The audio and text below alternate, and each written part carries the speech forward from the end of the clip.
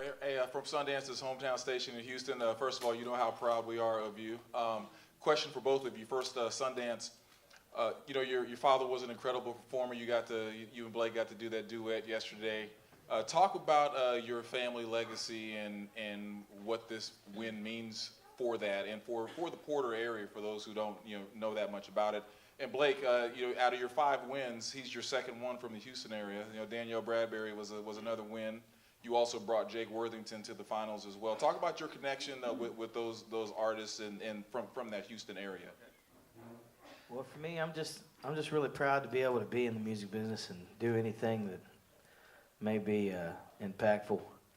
I've always looked up to my dad and everything he's achieved in life, and to be able to have that opportunity just to make him happy yesterday, doing that song with Blake, it was really an amazing thing for me, and I'm really thankful that NBC and The Voice would give me that platform.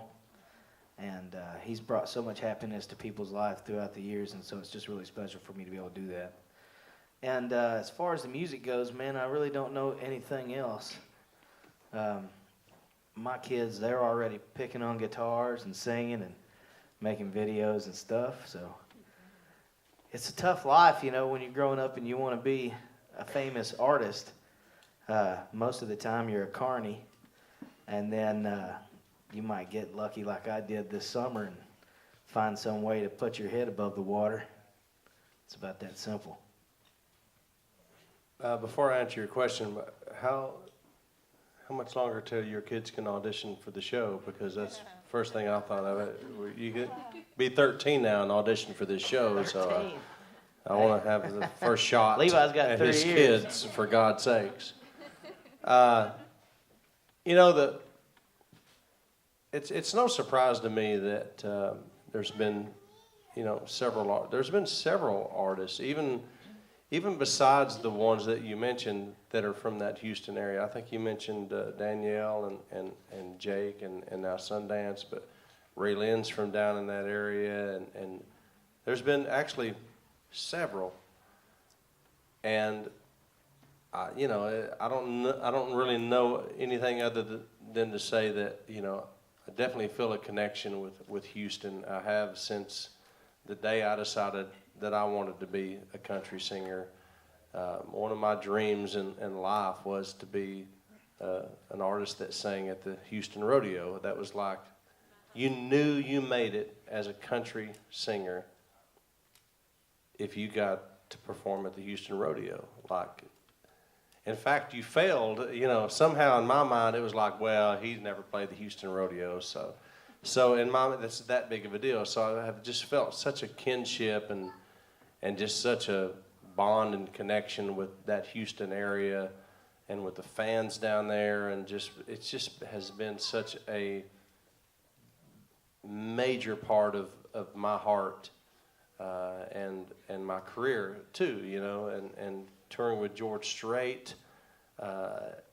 It's like to play with George Strait in Houston literally will change your life. Like, it will change your life, period, and I got the chance to do that. And there's just been so many pivotal moments in my life that revolve around Houston that are a big deal to me. And now this is another one, It's so cool.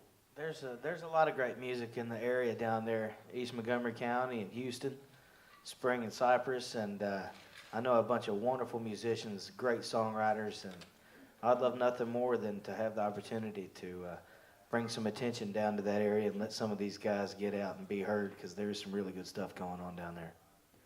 That's what this guy just won The Voice, and that's the first thing on his mind, is trying to bring attention to some of those artists down there. That's what I love about Sundance. We have time for one last question, Ruben. All right, Ruben Jay from Headlines Tonight. Blake, if you can, real quickly, comment on Gwen returning for season 12 and what you're going to miss about Miley next season.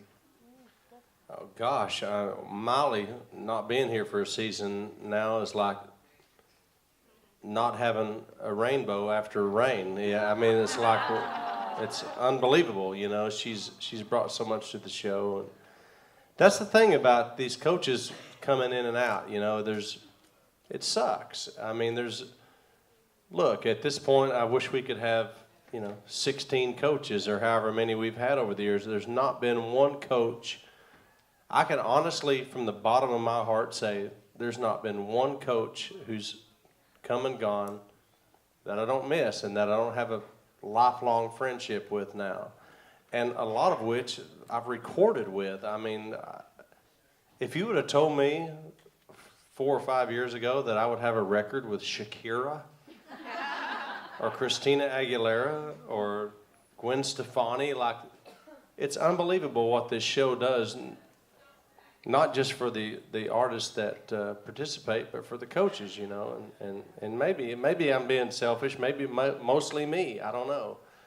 But, and Miley is just another one of those where it's like, golly, can we just have a 5th seat, And the reason I say that is because you're damn right I want Gwen to come back, I mean, for obvious reasons, but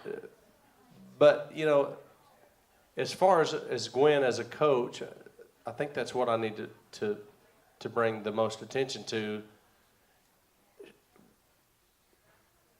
There's never been a coach that represents the style of music that Gwen does. She has a background in ska music, we all know that, and then she was able to transition from that into pop music, and I guarantee you nobody in this room can really compare her to anybody else. And that's what's important about her as an artist to the music industry, and that's what's really important about her as a coach on The Voice, and I'd like to sit here and tell you that, I'm a powerful guy, but I had nothing to do with her coming back as a coach. That has to do with people way above me, and obviously we're both excited and high-fiving and partying about it when we got the news, but that's because Gwen is special, and she deserves this. And if that's the last question, by the way, I would like to say one more thing here before we get out of here, because I think it's important. I want to personally issue a challenge to Universal Records. This is season 11 of The Voice, and I'm sitting here right now next to a guy who has won over America's hearts. He's so popular, it's unbelievable. No matter where I go, whether I'm in Los Angeles, whether I'm in Oklahoma, Nashville, it doesn't matter. People talk to me about Sundance Head. He has proven that he sells tons of music.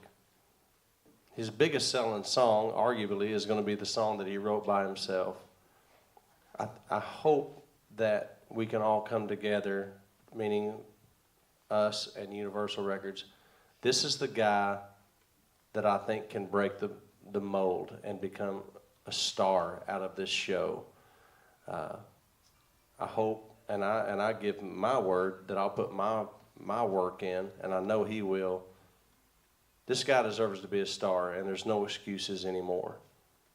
We need to make the record and put the work behind it that he deserves to have this success that he deserves. And that has to start with Universal Records getting involved and getting behind him.